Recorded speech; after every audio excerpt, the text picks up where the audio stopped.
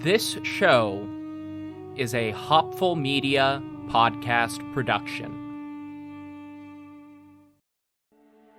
In his final days, Alexander the Great's generals asked him who should succeed him.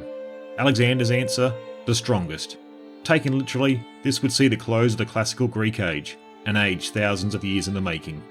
Join me, Mark Selleck, as I go back to retell the story of ancient Greece in my series Casting Through Ancient Greece.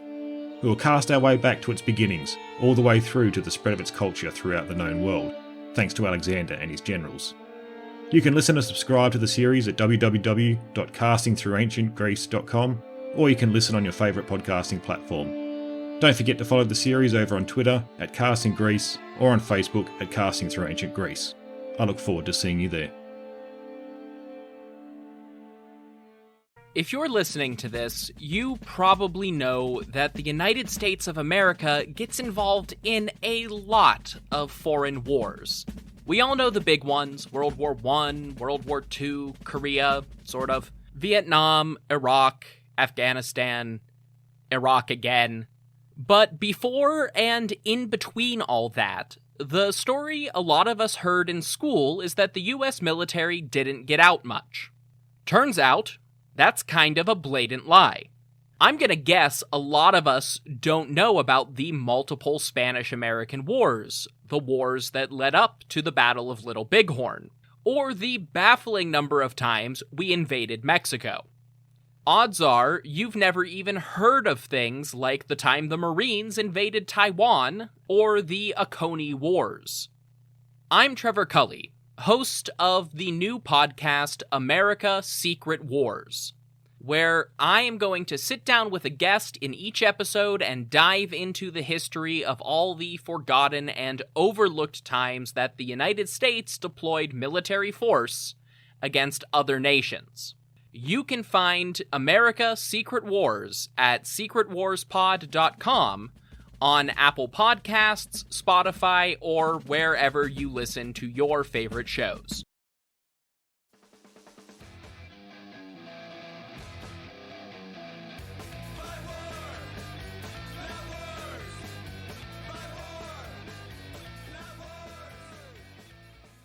Hello, everybody. Welcome to America Secret Wars, your podcast all about the forgotten, overlooked, and deliberately covered up times the United States has sent its military to fight or occupy foreign soil. My guest today is a writer, producer, researcher, and host of Gooned, a Shorty Award-winning investigative podcast on the troubled teen industry, and of Texas Twiggy, a podcast about the actor-producer Shelley Duvall. She also runs Los Audios, a bi-weekly newsletter about audio production in Los Angeles. Emma Lehman, welcome to the show. How are you? Thank you so much. I'm good. We had a nice little earthquake this morning that rattled my brain around in my skull a little bit, so I'm awake and I'm ready. Oh, good. The joys of Los Angeles. Exactly. You never know. It could be a gas line, it could be an earthquake, it could be the big earthquake. You just got to wait and see. Yeah. One day the big one will happen, and it will still surprise everyone despite 100 years of talking about it. Despite every time I reread that New York Times article, the really big one, just to put the fear of God in me, it's still going to surprise me when it happens, and it's probably going to be in my lifetime. You know, it's okay. Last time I went to Los Angeles, LA was beautiful, but I was flying in and out of Las Vegas, and it rained. It has been the past, in March, especially February and March, it was raining consistently, and we have no infrastructure to deal with that. So they shut down about 2 miles of the freeway by my apartment because it was just too wet. They just had no, I think it was maybe 2.5 inches of rain, and they just had no way to deal with it. So they just shut down the whole freeway, and they were like, we don't know what this state of matter is, but we're going to have to figure out how to deal with it. It was such a headache. I do love every time it rains in LA, the videos that people post of the Los Angeles River just dumping out into the ocean because there's nowhere else to store it, even though you're in year 30 of a drought. Well, exactly. And then the ground is so dry, and my friends like up in the hills, or I have family like that a little farther south, and that just the landslides are insane. And you'll be driving up there and see, something that closed from a landslide, and you're just approaching it and you're like, yeah, this might landslide itself again into my car, and just have no way of knowing. Oh, fun. Yeah. I was fortunate enough to grow up without natural disasters and then moved to Missouri, where we get tornado sirens all the time, but we never actually see them where I live. And we get flooding. That's our big problem. And we had a full on FEMA encampment at our local community center a couple years ago for flooding. So, yeah, water management is important, everybody. Yeah, exactly. And they just never, it even hailed here or something. And like, it doesn't happen that frequently, but you'd think at this point, they're like, yeah, like they should realize that it will happen to some extent and they need some infrastructure to deal with it. But every time it ends and it's just like, well, that sucked and will never happen again, so we don't have to address it. And then, of course, it does. Yeah, isn't that just the story of America? Exactly. This history repeating itself in a different way, but a much smaller scale. And we will be getting right to a lot of different but similar concepts today. And I do want to ask, I have a default question that I start everybody off with. Emma, what was your experience with history class in high school, college, earlier, however you want to answer that? Oh man, that's actually that's a good question. So I grew up in Virginia, like right outside of Washington D.C., but our high school curriculum was Virginia curriculum. Technically below the Mason-Dixon line, and the a couple years after I left my middle school, they had to get rid of all of our history textbooks because they were Oh, no. well, so the first issue was that they were just grammatically incorrect and had all these misspellings and like random different fonts, whatever. The second issue was that they blew by the entirety of history up to the present without ever mentioning Japanese internment. They just never said anything about it. There were a few other gross historical inaccuracies or like very conspicuous, like very conspicuously not mentioning certain things, that mostly things that were the fault of the US, and they just never mentioned it. So they got rid of those textbooks shortly after I left. And the other thing with growing up basically in DC was that, I don't know how the curriculum was for kids in California here, but you have a few years where you learn about your state specifically as opposed to the country. But because we were in DC, a lot of that was skewed more towards national politics than state specific.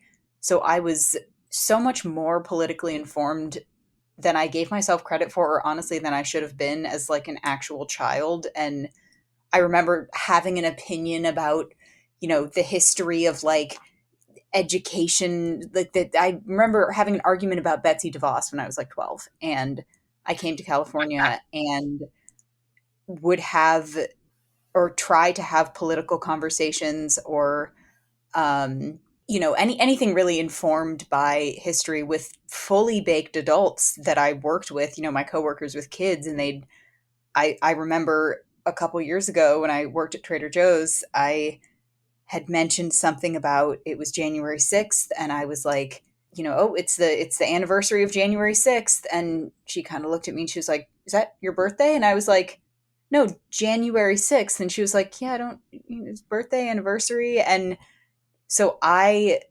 didn't realize until moving, and also, obviously I don't know as much about California specific history as a lot of people here do, but I realized very quickly that I was much more historically and politically informed than I gave myself credit for, as were a lot of my friends. And, to this day, my friends who moved here from DC, from Virginia, from kind of that DMV, DC, Maryland, Virginia area, they're the only ones who are willing to engage in politics and history with me for as long as I want to. And we just, yeah, sometimes we'll look back at stuff that was in the curriculum and just be like, and I was born in 2000, I'm 23, almost 24. So this was like 2012 to 2018 that I was in, middle school through high school. So it was not nearly long enough ago that I feel like it should be able to be explained how insane some of that curriculum was. And, I think everybody, once you become more informed, especially if you do, go to college and learn a lot about the more nuanced parts of history, I think everyone looks back on things they were taught as a kid and is like, wait, what the hell? But there were specifically, I just remember my friends' younger siblings going to the same schools that I did. And I was like, oh, they got rid of those textbooks. And he was like, yeah, because they had some pretty glaring issues with them. And I was like, dang, that's what was taught to me. And it was crazy to think about. Luckily, I, managed to took some history classes in college. And I just am a very curious person. And I would even then would look things up. But there were things I just didn't know about because they were never taught to me. And looking back on that, it's kind of scary to think like, obviously, if you don't tell a kid about something that their country did or anything historical, like they're not going to know. Why would they? And it's scary to think that if I hadn't happened to, be interested in history and stuff like that, like there's a huge chance that I just never would have rectified those things that were taught to me. So yeah, those I wish I could remember the name of the textbook, but I do remember what the cover looked like, and even the cover was very poorly photoshopped. So I say good riddance to them, but that's probably my biggest recollection of being taught history as a kid. No, that's good because this is a podcast about the stuff that they leave out of textbooks almost universally. And that did bring up deep-seated memory somewhere in me that my elementary school history textbook one year only ever referred to the American Revolution as the war. Oh, good. Because it was the only war in the book. Oh, even better. Even I have seen friends of mine who grew up deeper in the South. There are actual, like, I don't know if they were textbooks, but there were certainly worksheets they were given that would refer to the Civil War as the War of Northern Aggression, in the 2000s and 2010s. So, yeah. Yeah. The South it won't rise again because has anybody looked at it? But yeah, well, we might be getting to that. But getting towards our topic for the day, have you ever heard of a minor incident in the 60s when the United States invaded a Southeast Asian jungle in response to a naval disaster, fought a vastly outnumbered and under-equipped army of local guerrillas, had to abandon the territory in exhaustion without achieving any of their stated goals, and used that situation to strengthen relations with China? Sounds vaguely familiar. Yeah, that seems like something I might know about. See, here's the thing. What event are you thinking of? I'm thinking of the Vietnam War. I did word that very specifically, but we're not talking about Vietnam today. And to quote a meme, if I had a nickel for every war that fit that bizarrely specific description, I'd actually probably have about $1. Today we are going to talk about a much smaller, much shorter conflict 100 years earlier. This is going to be about the Formosa expedition of 1867. Huh. I hate that the first thing that comes to my mind is there's a restaurant near me called Formosa Cafe. Wonder if there's relation. There almost certainly is, but don't worry about it too much because that's just an alternative, kind of outdated now name for the island of Taiwan. Interesting. I did not know that. Huh. I never made that connection, actually. Yeah, it's a linguistic quirk of which European language borrowed the name for the island from. It is indeed a Taiwanese restaurant. Amazing. There you go. Huh. So I hadn't heard of this either until I started doing research for this show and kept running into it, oddly enough. Basically, as a topic on obscure military history websites when I was looking for information about other episodes. It is a bit funny whenever I have to visit those sites trying to find more information or sources, because they come up with some really obscure topics and tend to have real bad politics. I feel like sometimes I'll reach the opinion part of a website like that and be like, wait, this indicates that I can't even trust the facts that were just fed to me based on the opinion part that I am now reading. And that's happened to me during researching for stuff so many times. Yeah, I have done a lot of vetting over the course of researching the first few episodes of this show. This was actually one of the first episodes I started researching and writing for this show. And then as I got more into it, I realized this fits better into a kind of sequence of episodes we're doing on American imperialism in Eastern Asia, because we're going to intersect with a couple of different other conflicts that we found ourselves involved in the mid-19th century. Before we get into any real history of the event we're actually talking about, it's fair to say that prior to the 1890s, the United States wasn't exactly a global superpower on the same level as, say, the British Empire. But that does not mean that we didn't have warships all over the fucking globe, doing their absolute best to make sure everything kept coming up in favor of the USA. And over the course of this whole podcast, I am going to talk a lot about weird little naval incidents that turned into the United States exchanging blood and bullets in every corner of the world. So, Emma, do you know anything about the general history of Taiwan? Is probably a good place to start.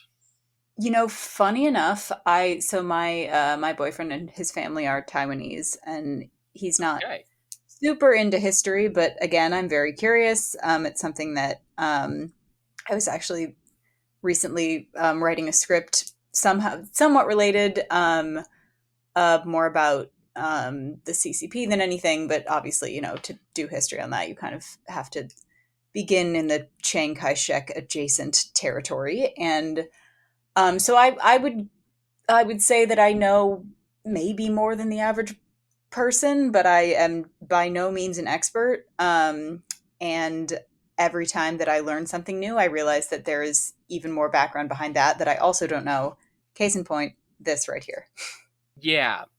And I think that's the case for even a lot of people who do know a lot about recent Taiwanese history. There is a very big turning point with the Chinese Civil War in the 1950s and Chiang Kai-shek moving his government to the island. It is a reset button, effectively, on the story of Taiwanese history. Not in that nothing before matters, but in the way that we're able to talk about it. What I think a lot of people talking about modern Taiwan tend to overlook is that historically, it is not a Chinese island. It is an island near China that interacted a lot with China, but people first started making their way there around 17,000 years ago. And actually, more waves of migration came there from the Philippines than from the Asian mainland. I do know that's actually, I learned a few days ago that Hokkaian, the Taiwanese dialect, is spoken in the Philippines. And I remember being very confused by that, but that makes a lot of sense. Yeah. Taiwan spent most of its history, thousands of years, mostly isolated from the rest of the world. This wasn't a political policy of any sort. There wasn't any sort of uniting government for the whole island to enforce something like that. The surrounding nations just didn't take a lot of interest. Half the island is covered in mountains, which doesn't make it a particularly appealing place for pre-modern invaders to try and take over and exploit, because there's not a lot of resources on half of the landmass to begin with. But this allowed local indigenous cultures to spring up and develop more or less independently, aside from some occasional trade and interaction with mostly Japan and China. By the 16th century, the island, I just got done talking about Japan, so I'll probably pluralize that a few times. It was home to about 24 distinct ethnic groups with their own cultural nuances and languages and dialects, but the main division was between the lowland on the western side of the island and the highland mountains on the eastern side. These indigenous groups did have their own tradition of agriculture and metallurgy and textile production, but they were still primarily hunting and fishing cultures. But that started to change when China's Ming dynasty made a more concerted effort to trade with the island and establish permanent trade connections and trade routes, eventually settling their own little port colonies on Taiwan. And then white people showed up, which is the repeated story of a lot of this show. Tends to only go downhill from that point, but yeah, in this case it was the Portuguese. Some of the early Portuguese traders even bumped into the island, and they called it Ilha Formosa, meaning the beautiful island. And that is where one of the primary European names for the island came from for about 300 years. Meanwhile, the Chinese were calling it Taiwan, going off of the name of one of the largest tribes on the western side of the island, and that's where we get the name Taiwan from. If I quote anything today, it will probably say Formosa, because that's the historical terminology, but I'm going to use the modern name. So we fast forward a few centuries. The 17th century saw a lot of colonial competition.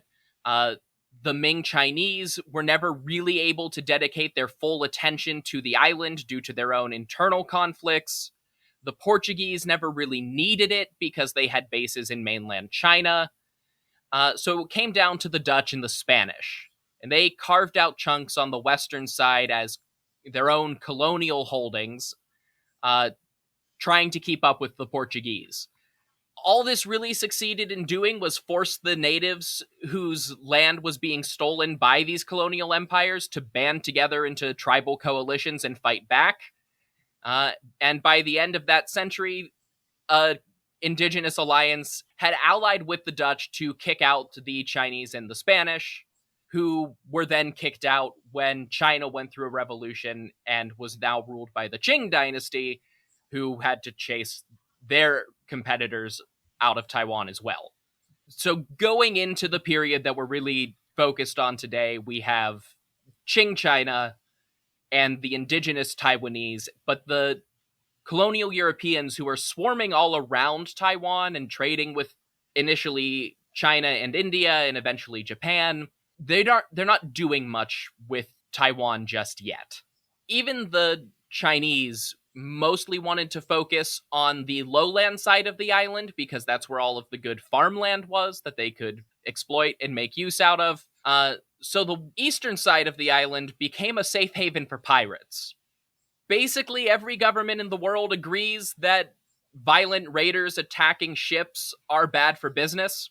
So anybody who could was allowed to try and fight piracy, but without a strong local naval power, it was difficult to make the waters around Taiwan safe for shipping pretty far into the 1800s.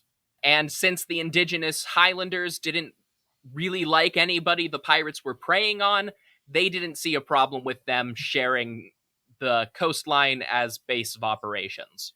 Enemy of my enemy is my friend, I guess. More or less. That is a lot of colonial Taiwanese politics, is various little alliances, always with the indigenous communities trying to retain as much of their land rights as possible. It's actually a lot like the first couple of decades of United States history, where you get these tribal coalitions, they get support from Spain or Britain or whichever to fight the Americans, so the Americans can't expand, but then alliances shift, political demands shift, and The only people who really get screwed over in the end are the people who actually live there. Yeah. Because history is fun like that. Woohoo. And while all of this was happening in the Pacific, North America was colonized. A few of those colonies overthrew the British. They decided to be a United States of America. And at the same time, the Qing dynasty was stabilizing and expanding Chinese colonization into Taiwan. The US rapidly branched across the entirety of North America to control most of its modern territory. Trying to follow in my head, I feel like I know the specificity, like the specific parts of history I know of different parts of the world are all from like different time periods. So it's hard for me to kind of make sure that it's all meshing, but I think I'm following pretty well. Yeah, I mean, this is just really brief overview of hundreds of years to kind of get us where we need to be. So all of that said, the United States really wasn't the country we would recognize today until about 1866, because a third of the continental U.S. was still considered unincorporated territory, and for the most part, our government was still fighting to actually control the western half of that and take it from its native peoples. The Southeast was under military occupation because we had just finished the Civil War, and the policies of Reconstruction were just in their beginning phase. Hawaii was still an independent kingdom, and a lot of our overseas territories that we still have weren't conquered for another few decades during the Spanish-American War. We like to tease my dad that he was born when there were still 48 states in the Union, because he was born in January of 59. So I think that Alaska came very shortly after he was born, and then Hawaii shortly thereafter. But it is factually true that he was born when there were 48 states, and he absolutely hates when we tell him that every single time. You know, it's not that long ago. But it makes him sound so elderly, and it just cracks me up. That's fair. Yeah, you were born under a different flag. Literally, does make the passage of time feel more potent, I guess. Well, coincidentally, our story for today starts just a couple of weeks before the Alaska Purchase, and it ends a few months before the annexation of Midway Island. So we are in that kind of expansion phase while all of this is happening. I am sure that I'll talk about different dimensions of it as we go, but the important thing to understand is that in the decade or two before the Civil War, the United States had gone from an important regional power to a continent-spanning empire that believed strongly in its own manifest destiny to spread specifically American-style democratic republicanism to the rest of the world. And part of that was a series of wars, a series of land purchases, and culminating in our own civil war to kind of decide what exactly that form of government would look like in the long run, and who would get to count as part of it. But a civil war also leads to a boom in military equipment in general, and in this case, naval capacity in particular. The United States Navy almost tripled in size over the course of our Civil War.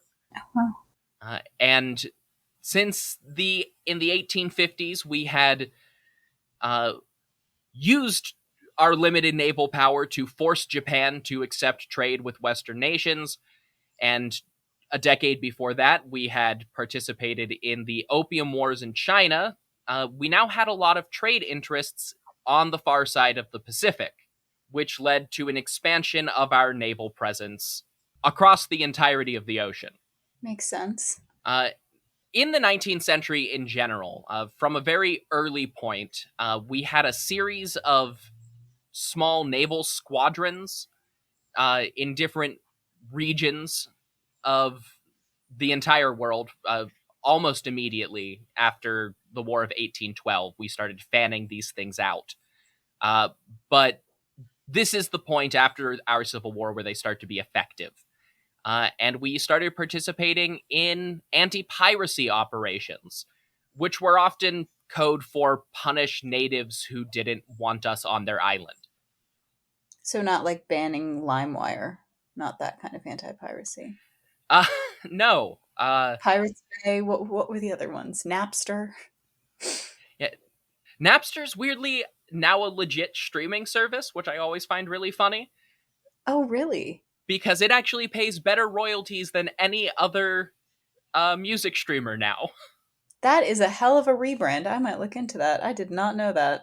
Yeah, it's a I assume like they sold the name at some point just on notoriety value, but that's a weird thing to have. Huh. I mean, good to know. Good for them. They're above board now. They have a checkered past, but they've come back to morality. I love it. Yeah. What I haven't checked, but I desperately want to know if Metallica streams on modern Napster. Oh my gosh. I'm going to remind myself to check that. For anybody really under the age of 30, which includes both of us, but we know more about this than we have any right to. Metallica sued Napster in the first big anti-piracy lawsuit of the modern internet.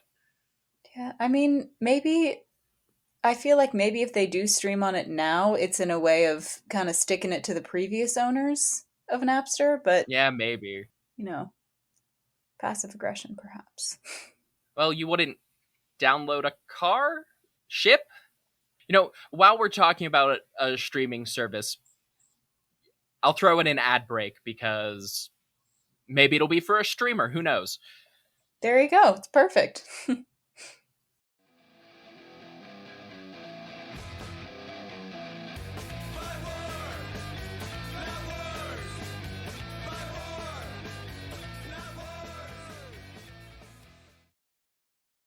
Hello, everybody. This is Trevor Cully, host of the History of Persia podcast. From about 550 to 330 BC, most of the Middle East was ruled by the Achaemenid Persians. The Achaemenids pioneered the concept of a truly multinational empire, which incorporated people from as far away as India and Greece for over 200 years. The story of Persia discusses the fall of ancient civilizations, the origins of endurance racing, 300 Spartans, the March of the 10,000, and at least one evil priest who replaced and impersonated the king. All before falling with the dramatic close at Alexander the Great's conquests. If that story, and the story of the cultures that surround it, sound interesting to you, check out The History of Persia at historyofpersiapodcast.com, or wherever you find your favorite podcasts.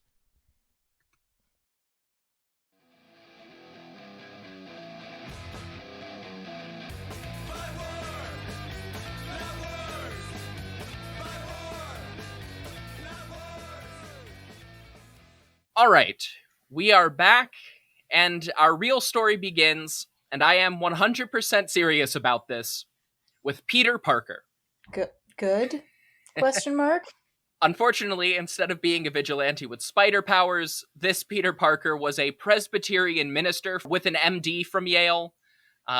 He was also the on-again, off-again acting ambassador of the United States to China in Guangzhou, then known as Canton to Westerners, and he is often credited as the most successful missionary, both for Christianity and Western medicine in China.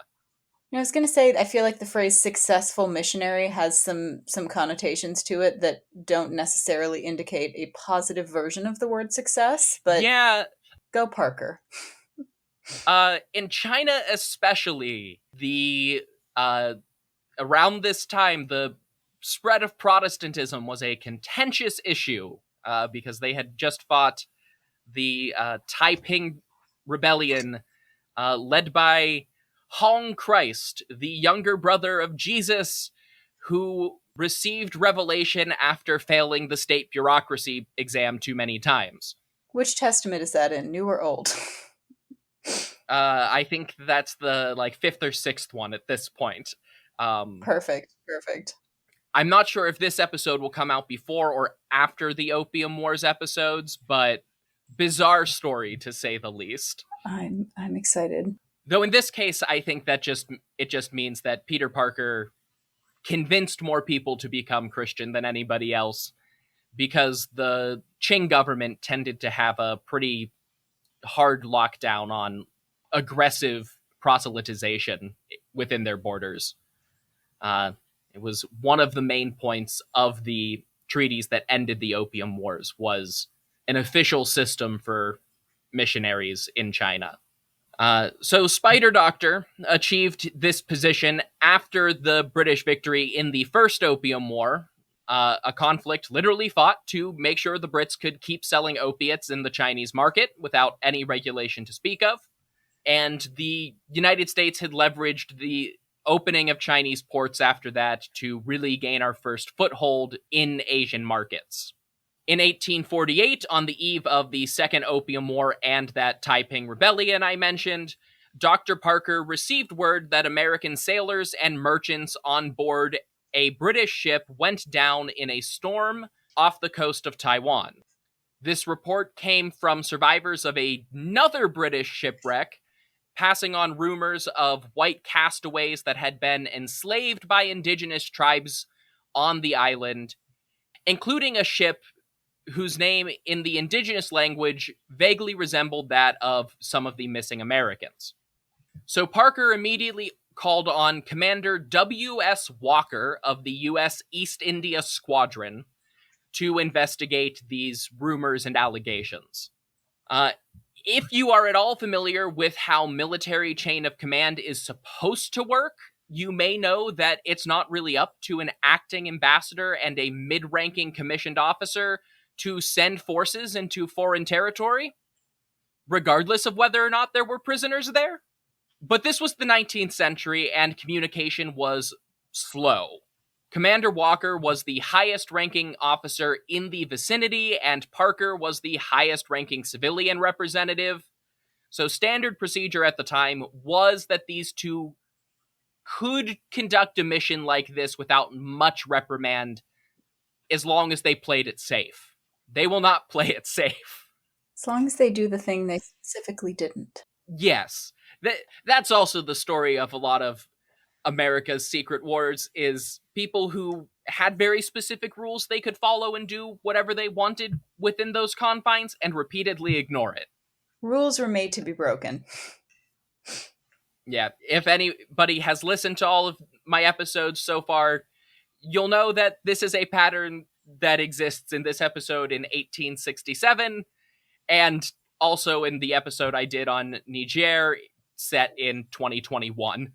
While the commander was making plans to dispatch a sloop of war, a relatively small warship with about 20 cannons on a single deck, Representative Parker was hiring Chinese merchants and British traders to investigate all of these claims. At the time, the Brits were the only non-Chinese people allowed to trade on Taiwan, and eventually the British were able to secure the release of the captives, who really were being held hostage by some of the inland tribes on the island, but none of them were actually American. So not much came of Parker and Walker's plans for this expedition, and before long they had larger concerns.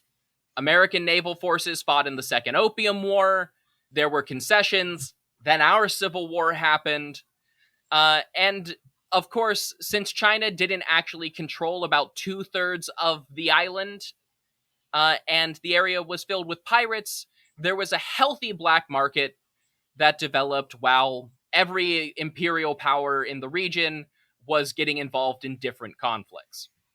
So this expansion in trade was a driving force in rapidly rising rates of immigration between China and the United States, which I think you'll be plenty familiar with in Los Angeles.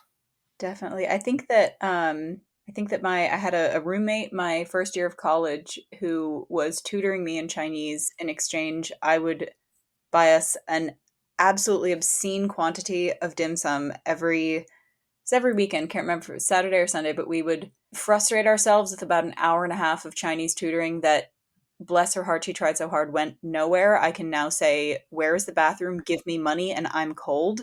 Also, apple. And then we would go and just absolutely stuff ourselves with dim sum, and it was a great trade. But she was the one who basically taught me to use chopsticks, which came in came in very handy when I met my boyfriend's family, and thankfully did not embarrass myself. But she was wonderful, and she is a large part of the reason that I know how to order off a dim sum menu and know what to pick off the carts that doesn't have mushrooms, which I'm allergic to, and the reason that I can use chopsticks. So I appreciate her very much. And she's actually currently back home, but she was great. And again, credit her for some of my favorite food and my mediocre but passable chopstick and now ability. I want dim sum. No, that's fine. Sorry about that. Yeah, you do have the vocabulary to give someone the strangest mugging story of all time. I'll say that. Exactly. I can ask something that's objectively pretty rude. I can make sure that I can pee. And then I guess I could ask for a very small, specific snack that I might eventually get tired of. But that's all you really need, right? No, snacks, the bathroom, and demands for money. I think that covers all of your basic needs. Yeah, that's Maslow's hierarchy right there. That's perfect. You're all set. You can move across the Pacific now, no problems. Perfect. So I should acknowledge that many, if not most, of the Chinese immigrants into the United States at this time were kidnapping victims or debt peons who were effectively slave labor, despite the fact that slavery had now been abolished in the United States. But regardless of that, this increased connection with China did make East Asia an even more critical part of the American economy. And as we all know, in 2024, that's all that ever matters. This led to the US seeking bases of operations in the region. We, at this point, had pretty strong connections with Japan, though they were undergoing their own political turmoil by now. But for the most part, there was a lack of coal depots. And this was the age of steam shipping, so there was nowhere for Americans to refuel at a cost-effective rate. We could go to British or Japanese or French or whichever locations and colonies, but they charged marked up rates for foreigners, which could sometimes make the entire trip a net loss.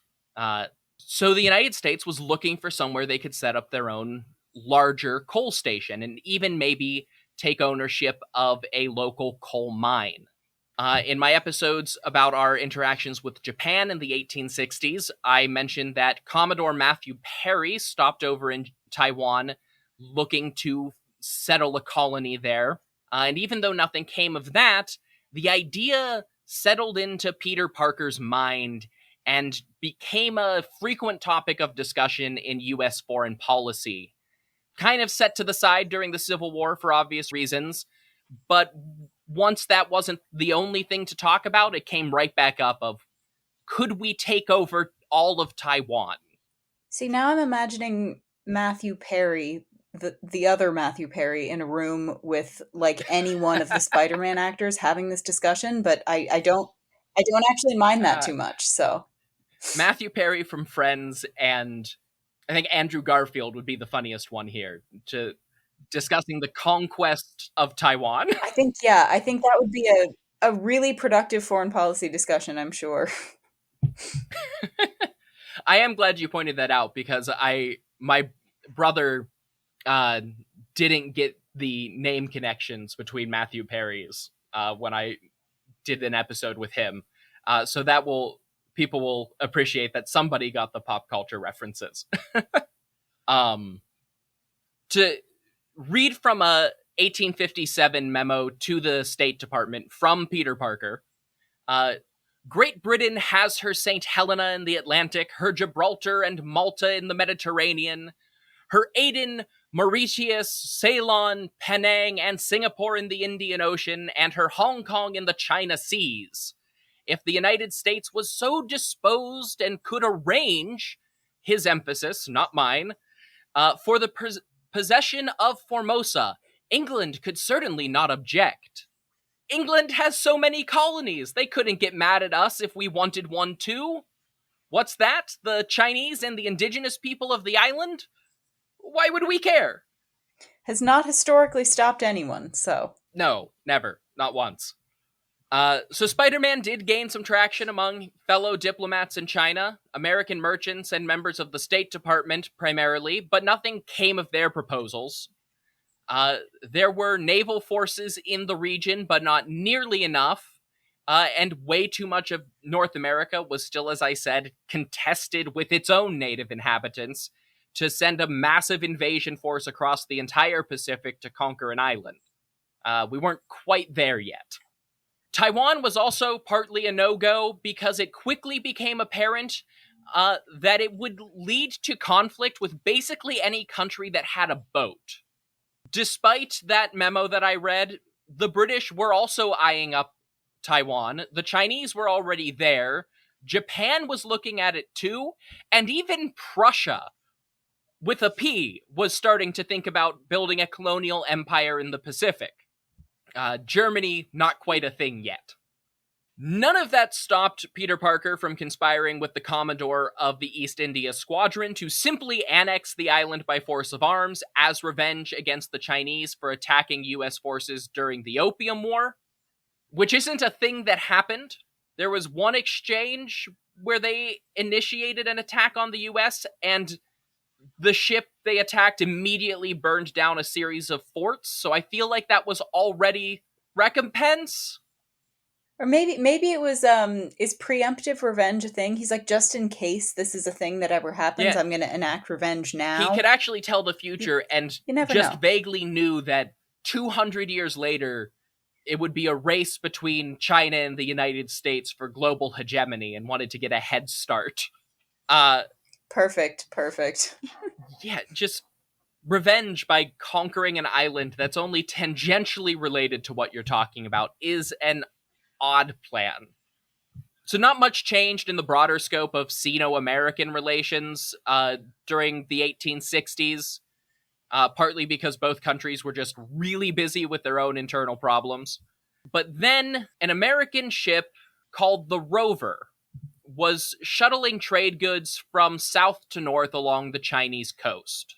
It intended to make a stop in the Ryukyu Islands and trade with the Japanese or with pirates, maybe based on the side of Taiwan, along the way, when it ran aground on a coral reef just at the southern tip of the island. The survivors who made it ashore were not welcomed by the native inhabitants. They washed up in territory controlled by the Botan tribe of the Paiwan people, and an indigenous culture that had absolutely no interest whatsoever in cooperating with foreigners who kept plundering their island, drawing pirates into their waters, and killing their neighbors. So the Botan killed everyone who survived the initial crash, including the captain's wife and several British and American nationals. The only survivor was a Chinese sailor who had been hired to work on the Rover. He had a vague sense of where he was because he was able to flee along the coast to the nearest Qing outpost and bring news of what had happened to the Chinese authorities, who then reported it to the British, who sent a sloop to land in Paiwan territory themselves, where they were met by a barrage of gunfire from the locals and forced to flee from the beaches. Sloop is a great word. Yeah, we don't have them anymore. It's fun to say. I like sloop. Oh, did we decommission that model? Yeah, no more sloops. It just seems so much more inventive than battleship. Yeah, it's a little less threat. It's like if I'm being encroached upon by a sloop, I'm not going to shoot at a sloop. Like a battleship, yeah, I'm guns a-blazing, but a sloop, like that's the military keeps rebranding sloop. Things to sound less evil empire-y, so maybe we'll bring back those old sailing terminology names just to calm things down a bit. No more destroyers and battleships. We've got sloops and gunwales again. Bring back the sloop 2024. A better public-facing branding for weaponry. That is a significant part of the American economy. That's why Boeing makes airplanes. Makes, quote unquote. Boeing commission. Yeah, gosh. Do they never really they never fully construct them. They make them to an extent, and then they just kind of send them out and see what happens. Well, you know, when you're growing up, you make them with balsa wood and glue. That should work the same way for a 747. Exactly. And then Boeing hires you when you're still doing that. Just don't sit in an exit row. You'll be fine. Exactly. If the Boeing is Spirit Airlines, like, you're already ready to just hit the ground with no wheels or plunge into the ocean, so you're halfway there. See, that's the one time when the lack of legroom on Spirit might actually save you. There's not enough space for you to get sucked out. You'll just run into the other seats. Oh, yeah, you're already trapped under the armrest, so it doesn't even matter if you're wearing a seatbelt. Yeah. There we go. Spirit inadvertent safety features. Perfect. They should advertise. They can. I mean, it's your podcast, but I think that they can take that and use it in their ads. I think that's fair if they give you some royalties. Yes. If you give me the ad copy to read Spirit, I'll do it. Perfect sponsorship opportunity. Spirit, so small you're not in danger for when the plane falls apart. When, not if. Well, when. Speaking of trade and commerce,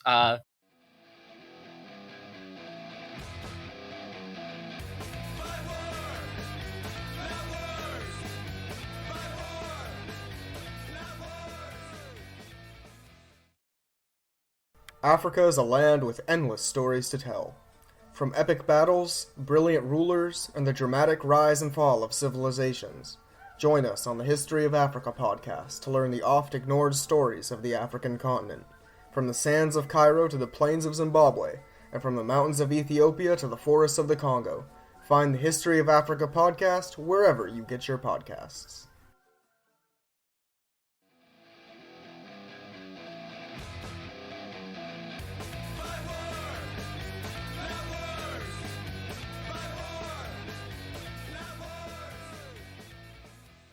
the merchant ship Rover is now lost, and understandably, the Western consulates in China were upset and angered by this. At least a dozen British and American merchant ships had wrecked along the Taiwanese coast since trade with China opened 20 years earlier. In the most notable incident, the crew of a British merchant ship called the Anne washed up on Taiwanese shores only for every sailor on board to be beheaded. In 1861 and 1862, respectively, the American ships Iskendria and Lucky Star both went down off the same coastline and had their crews taken captive and ransomed back. And on both occasions, the American consulate demanded reparations from the Chinese government, which denied them both times because these people were not Chinese subjects. However, because China claimed territorial control over all of Taiwan, the Treaty of Tientsin, which ended the Second Opium War, held them legally liable for damages incurred anywhere in Chinese territory. And as Leonard H.D. Gordon put it in his very useful book, Confrontation over Taiwan, a claim for indemnity would require evidence of the complicity of Chinese officials in pilfering a wrecked vessel. Consequently, the only ground for a complaint was that their power was weak and their aid useless against the violence of the natives. Which is an effective summary of the state of Chinese politics in the 1860s, really. After 200 years of trying to occupy and control Taiwan, the Qing dynasty exerted basically no control over the indigenous highlanders, and they didn't even pretend to. God only knows what exactly made the Rover incident stand out in all this. Maybe it was just that the US had the military force to intervene at this point. But Charles Legendre, a French immigrant to the United States, turned US consul and Peter Parker's replacement, decided that this was the last straw. Legendre and the Chinese officials he met with and his British counterpart spent the weeks following the rover incident with meetings with their Chinese officials, getting decidedly mixed messages.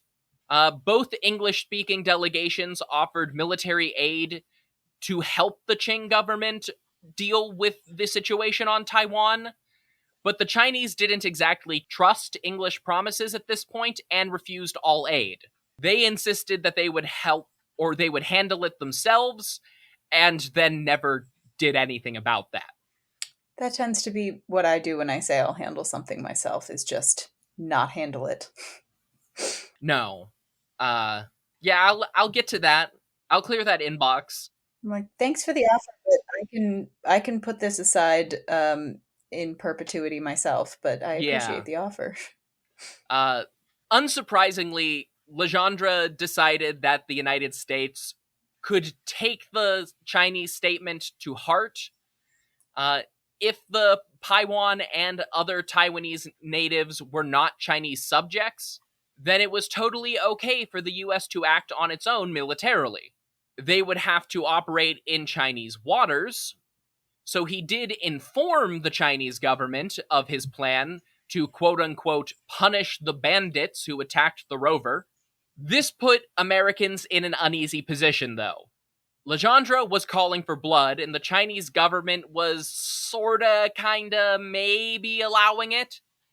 But with the Opium Wars still in everyone's mind, the American government wasn't actually on board with this plan. But since all of the local consuls were on board, and word hadn't reached North America yet that they were going to do this, they got the go-ahead. Ansem Burlingame, the first official U.S. minister to the Qing court, had arrived earlier that year as Legendre's new boss, and he and the British consul in Hong Kong agreed to support this intervention on Taiwan. The British consul was also thinking about how this could support British colonization of the island, just like the Americans wanted it to support American colonization of the island. Because everybody just had one goal at this point in history. Always top of mind. Now, why they wanted colonies with exactly 0 acres of inhabitable territory is beyond me, but they were just gonna kind of go for it. So Legendre had already contacted and dispatched Rear Admiral H.H. Bell of the American East Indies Squadron to attack the Paiwan tribes, under the popular belief of the day that the US government would eventually authorize a wholesale occupation. He sailed on the squadron's flagship, the USS Hartford, a steam sloop, and he was a veteran of several of the most important campaigns of the U.S. Civil War. He brought a friend of the show, the USS Wyoming, along for good measure, which had previously been the flagship tasked with invading the Choshu domain in Japan. You know, this is a little bit discursive at this point, but if we did change battleships back to sloops, would we also have to change the game battleship, where you like put all the things in the board and pin them down? Because I feel like naming that game Sloop might kind of not hit the same as the game Battleship. You know, do you want to play Sloop? Just doesn't quite sound as fun. No, it sounds like a chess variant. Yeah, it sounds like the slow, like the modification of the game that takes a little bit longer and isn't as fun. So maybe we shouldn't rename battleships to sloops. However, again, if the U.S. military, in its infinite budget, does want to pay either of us royalties for that campaign of rebranding, again, or we are. Even if you don't want to do that, nobody knows where that money comes from or where it goes. It's fine. Just, you can give it to me. Exactly. You just, give me a couple billion. You won't even. That's not even the B. Isn't even the number that the budget starts with. It starts with a T. You won't notice it's gone. I can pay rent forever. Let's go for it. The difference between $1 billion and $1 trillion is about $1 trillion. So go, spread it around, guys. Yeah, it's crazy when I feel like when I was looking recently at the richest people in the world, and it's like the difference between the richest man in the world and the like 12th richest man in the world. Like if you gave me that much money, I would not notice a difference between even something like you give me 50 million versus 500 million. I am going to do the exact same thing with my life that I would do with 50 million if I have 500 million. I feel like there's a certain amount of money past which it just does not make a difference. Like you can only buy so many houses. You can only pay rent in LA so many times, although that may well be the thing that would make me notice the difference between 50 and 500 million. But owning property in LA. Oh my God. That's not, that's such a pipe dream that it's like not even, sometimes I feel like we had a construction site outside of my apartment and when they loaded out and finished construction, they left one porta potty. And I was like, I could probably rent this out on Craigslist for like 4 digits a month. If I phrased it right, like rustic outdoor, small efficiency bachelor studio apartment, full bathroom, connect with nature. I think, yeah, I could do it. I think that could be a great supplement. I have seen when I was considering or potentially moving out there, like 100 square foot closets being rented at 4 figures. So you could do it.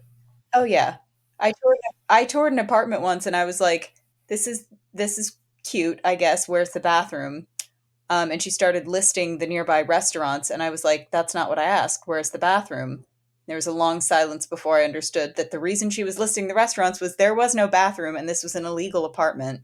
And those restaurants were where the tenant would be using the bathroom. I never asked about a shower. I imagine she would have started telling me where there were garden supply stores where I could get a hose. But that apartment was 14 something a month, like 1,400 and some odd dollars. So it was cheap for LA, but it also that would had be a deal breaker. No bathroom. So, it's not up to code. And I have shared I've shared a single bathroom with 7 or 6 other women before, which is an ordeal, but at least I knew that it was there. But the listing's not up anymore. But if it got to that point, I feel like I would just say I'm going to move to a lower cost of living state and just handle it that way. I didn't get a say in it. LA just decided, or UCLA just decided they didn't want me. So I went to a lower cost of living state by default.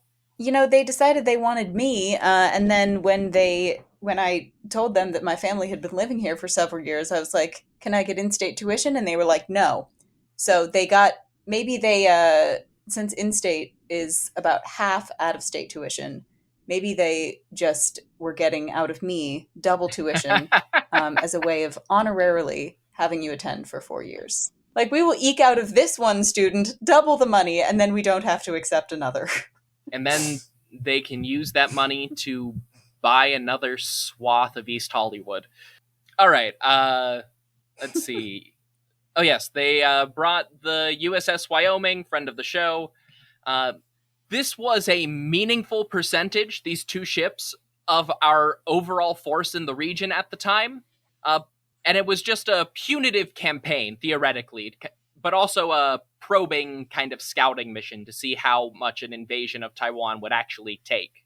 And this finally brings us to the actual battle on the island when the Formosa expedition arrived, or on June 13th, 1867, when the Hartford and Wyoming reached the southeastern corner of Taiwan and sent 180 Marines ashore with their commander, George Belknap, because we just don't name him like we used to. How do you spell that? Belknap.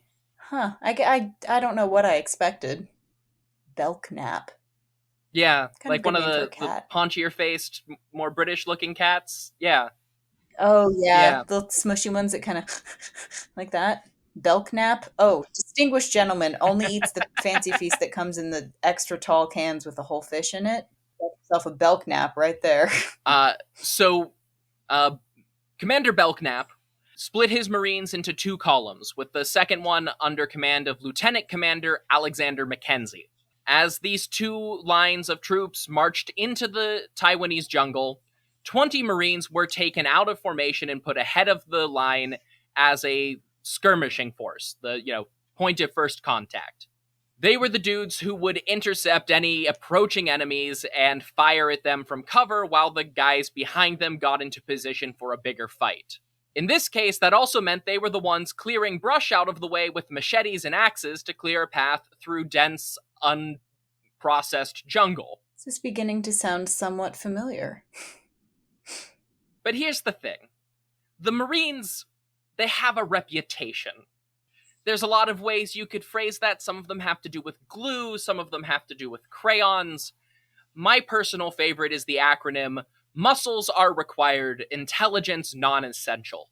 I'll just say I went to high school with some eventual Marines, and I don't disagree. For the sake of being fair and balanced, like all righteous, God-ordained, red-blooded American media, that is a joke. And it is specifically about the low-ranking grunts on the ground of the modern Corps. However, it's pretty apt here because we've got 181 Marines sent in to basically do a drive-by on the Taiwan in a turf war, even if it's a turf war over a whole island. But street gangs would know something about the place they were going. Remember all those ships that attacked or were crash-landed in this area before? None of them could make contact or interact safely with the Taiwan because the Taiwan didn't fucking want them there. They didn't have any strategic intelligence to speak of when they invaded, and they just assumed that the Taiwan were a disorganized array of uncivilized barbarians. Of course, there's no such thing in the first place, which the Americans should really have known after a century of fighting their own indigenous people. But to top it off, the Taiwan in particular had recently undergone a major political shift. Like the other indigenous Taiwanese cultures, the Taiwan were divided into tribes, 18 in all. And unlike most of the other natives of Taiwan, the Taiwan had a mainland-esque system of hereditary aristocracy. One of these nobles, Takatok of the Skaro tribe, had spent years before the Formosa expedition fighting and conquering and unifying all of the Taiwan under his rule. So not only were these people better organized than the Americans anticipated, they had a lot more manpower and a competent leader, an experienced leader, who could direct their campaign when the Americans arrived. On the American side of things, it turned into a disaster before they even made contact. They were marching on foot through southern Taiwan in June, wearing their underway uniforms, which meant heavy wool pants and jackets that were for keeping you warm at sea. I really thought you were going to say wearing their underwear. Damn. I mean, I imagine they were wearing that too, but it seems a little cold for that to have been the only thing. That, also wool. Wool is so itchy. You gotta have something in between the two. I really hope they had a base layer. I don't know, it was 1867. Cotton was hard to come by at the time. It's a fair point. Fair point. General Sherman had really cut down on the national cotton supply.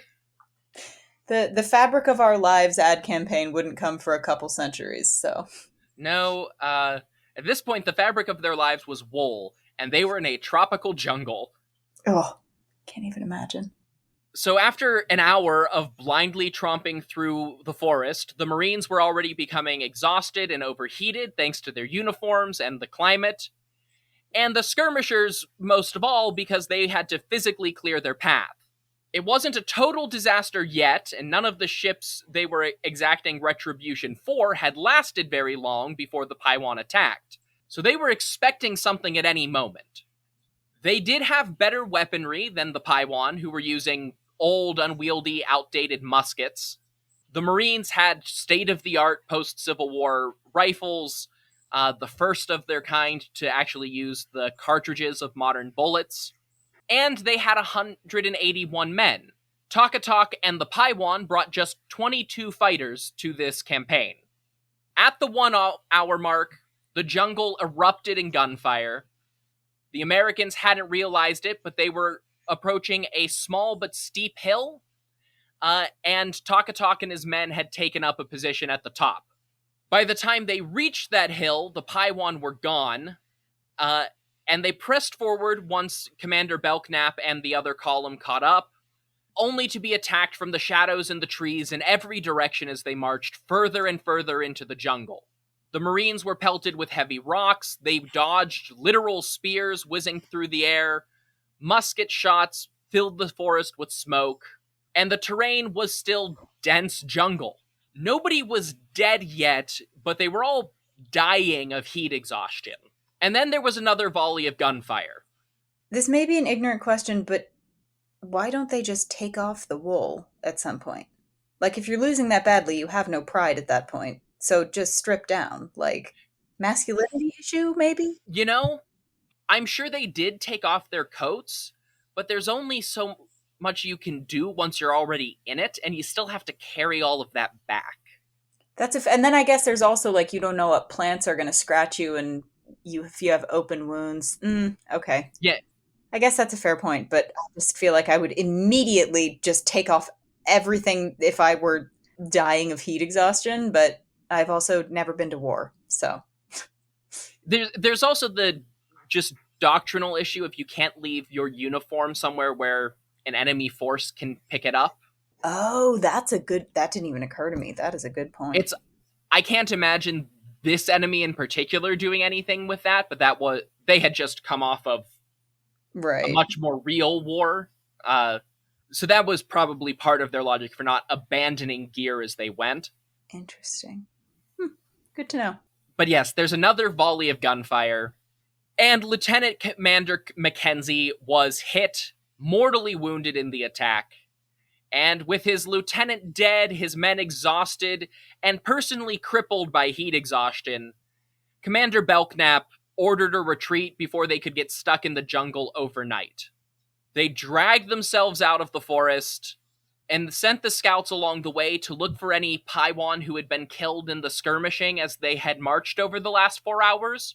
They didn't find a single body.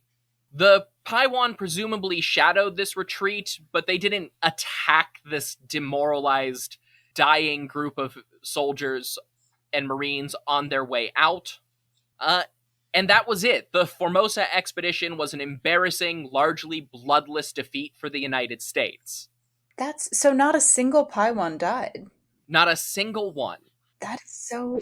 One U.S. Marine commander and no enemy forces whatsoever. And they were outnumbered, what, you said 22 to 180? Yeah. Wow. It's pretty... Again, I know functionally nothing about military strategy, but the one they had was great. Time and time again, the lesson is guerrilla forces in forests are a working strategy when an organized army comes in, and organized armies really struggle with that lesson. Yeah, I'd feel like just as a general rule, when accomplishing any kind of task, dividing and conquering and being flexible is usually better than marching in a straight line and matching clothes just kind of across the board. But bright blue matching clothes at this time too. That is interesting. Still how it worked in the 1860s. So the kind of epilogue to this is that while all of this was going on, Consul Gendre was busy working on a diplomatic solution back in China. And what he settled on was eventually sending a letter through some Chinese intermediaries to Chief Takatak in order to establish a line of communication and at least get the Paiwan to stop killing everyone who washed up on shore. Legendre went with a steamship and some Chinese government officials, as well as a French diplomat, to meet with Takatak on his own territory and negotiate terms. They brought several crates of military surplus and trade goods as diplomatic gifts, and they arrived to find the great chief and 200 villagers, including several warriors who had fought the Americans, all attending the meeting.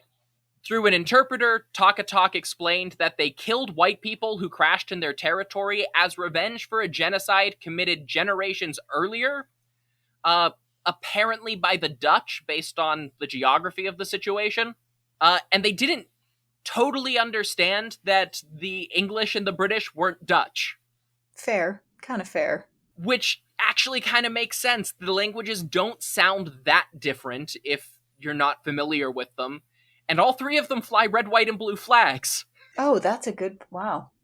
You didn't think about that. That is a good point. So they didn't mean to be at war with the United States or the British Empire, because they thought they had been fighting the Netherlands this entire time. Oops. And they still apparently did great. So Yeah, it worked real well for them, at least in the short term. But once the situation had been explained with intermediaries, both from other indigenous peoples and from China, this settled into an actual diplomatic relationship between the United States and the colonial empires and the Taiwan people. They established an agreement to repatriate shipwreck victims and open some mild trade between the Taiwan coastal villages and European and Chinese merchants. do you happen to know how many Taiwan people, like how many there are today? Is that still a tribe that is It is. identified? I have it somewhere. Almost 100,000. Okay. Interesting. All right. Good to know. Good to know. They are the second largest indigenous group on the island today. Wow. Oh, yeah. I guess that is. I didn't account for how small the population of the whole island probably is. Wow. Good to know. Yeah.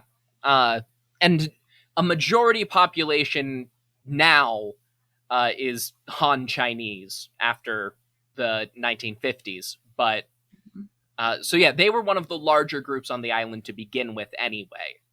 The one issue that Takatak would not budge on was establishing a Chinese fort in his territory. Understandably, he had seen how the Qing treated his neighbors in the lowlands, and he didn't trust them to keep their influence to the fort. There were some incidents around this in the years that followed, but eventually what they settled on was a Chinese fort right at the edge of Taiwan territory and a road leading further in. So there was a method of travel, but not an official presence. Kind of working on technicalities with that, I think, but it was enough to make an agreement. And this system worked. Ships continued to crash, but the murders and kidnappings all stopped. Takatak honored his agreement, so did the Americans and the British, and then another country went and got involved. This time it was Japan. And in my episodes that I talked about Japan around this time, I mentioned at the very end that one of the core lessons they learned from their first military encounters with the West was that if they wanted to keep up in this new system of world politics, Japan would have to become a colonial empire. So in 1873, the Empire of Japan started scouting along the Taiwan coast. And at the same time, there were a few American military advisors assisting the Japanese government. These were James R. Wasson and Douglas R. Castle, who had been given leave to privately serve as military advisors to the Japanese during their 1874 invasion of Taiwan. And along the way with this, they almost dragged Charles Legendre back to the island on the Japanese side. But he made the mistake of visiting Shanghai, and he was arrested because it turns out you can't take a job as a Japanese military advisor and not come back to your diplomatic posting whenever you want. What followed here was a disaster for the Taiwan people. At some undocumented point between 1869 and 1874, Takatak had died, and the Taiwan had already started fracturing without any kind of centralized governing body to keep them unified, which the Japanese then exploited when they landed 3,600 soldiers to assault Taiwan. The Taiwan held out for 7 months, which was an impressive time against a much better armed and equipped foreign power. But in the end, they were conquered by Japan. And this settled a Japanese foothold on Taiwan that was used to launch the First Sino-Japanese War in 1894, which resulted in Japan annexing all of Taiwan, as well as Korea and the Penghu Islands, formally bringing the whole Japanese Empire up to about where they would be at the build-up to World War II. So despite all of the successes and diplomacy that resulted from the Formosa expedition, American military advisors ended up playing a key role in conquering it for a different empire anyway. It's like when you arrive at the same answer as everyone else in math class, but you show your work and you did it wrong. You're like, I don't know if this counts, but here we are. Yeah, I don't think it does in this case, because this would be the last time that American military personnel set foot on Taiwan until the 1950s, because relations with Japan started to decay a little bit in the 20th century. So that's from like the late 1870s up until like Great Leap Forward era. There was just not really much interaction there.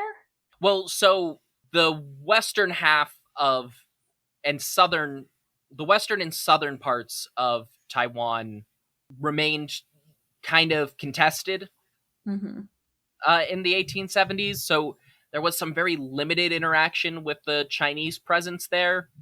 But after 1894, nothing. Wow. I don't know why that surprises me, but it does for some reason. Yeah, and then it became a totally not an American colony.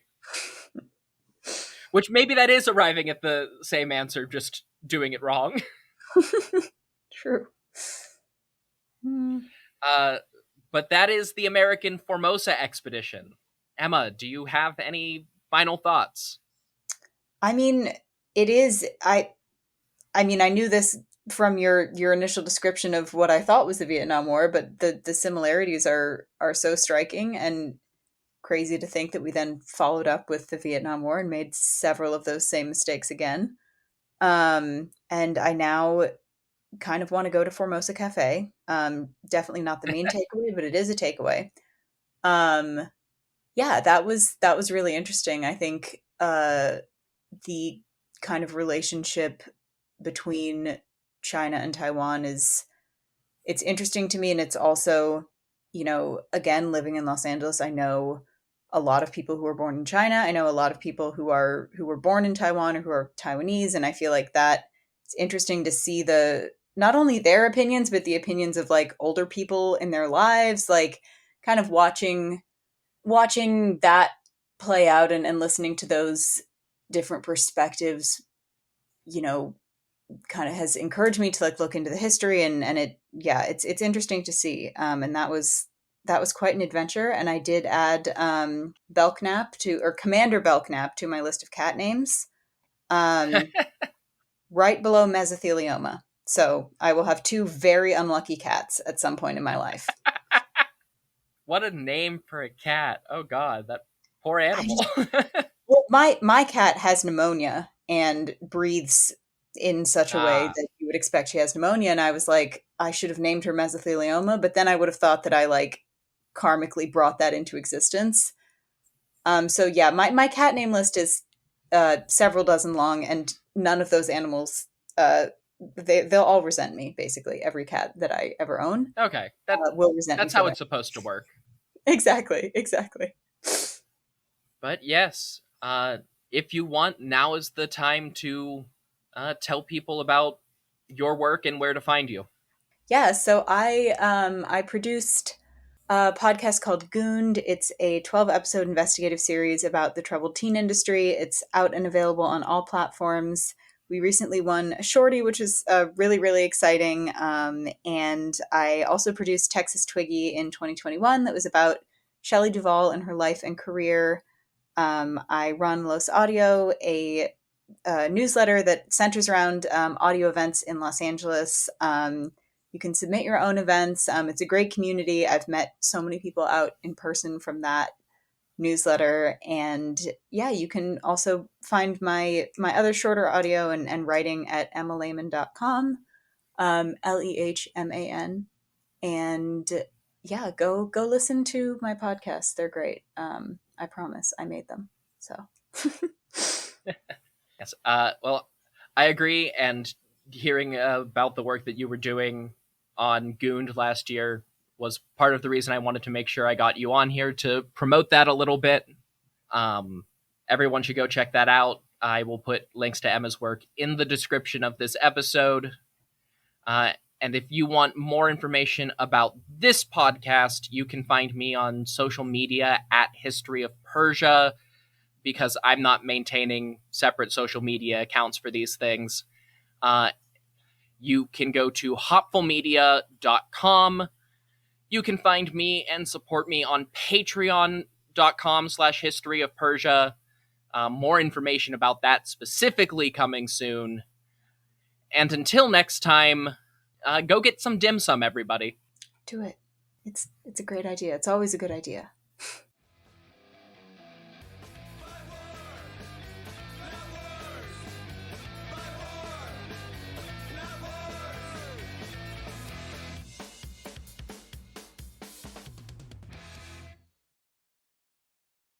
Hey, History of Persia fans. Before Persia, another civilization controlled the Middle East. The very first civilization, the inventors of writing itself.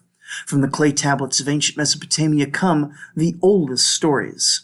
The history and myth of the first Mesopotamians is the subject of the Oldest Stories podcast online at oldeststories.net. If you like ancient history, come check out the oldest stories after you listen to this episode. You are listening to the History of Persia podcast. And as we've been hearing from Trevor, the history of the Persian Empire is a story of Persian domination of much of the Middle East and Central Asia. But this was not the first time these lands were conquered, and it would certainly not be the last. I don't want to give too much away, but in the year 329 BCE, the important Persian city of Samarkand in modern-day Uzbekistan was conquered by some guy by the name of Alexander. But what's interesting about this city is that about 1700 years later, this same city, Samarkand, would be the glowing capital of an empire forged by a man known as Timur, or Tamerlane, or simply Timur. And Timur has gone down in history as a fantastic tactician, a man who supposedly never lost a battle, a great patron of the arts, and one of the most brutal conquerors of all time. From about 1365 until 1405 CE, Timur was almost constantly at war, building for himself an empire that stretched from modern-day Turkey to India, from Syria to the Russian steppe, and I want to know how and why this happened. If that sounds interesting to you and you want the story of Timur told by a guy who talks too fast and has loud neighbors, then check out my show, The Timur Podcast. Find out more about it at timurpodcast.com or listen to it in most places where you find podcasts. And with that said, take it away, Trevor.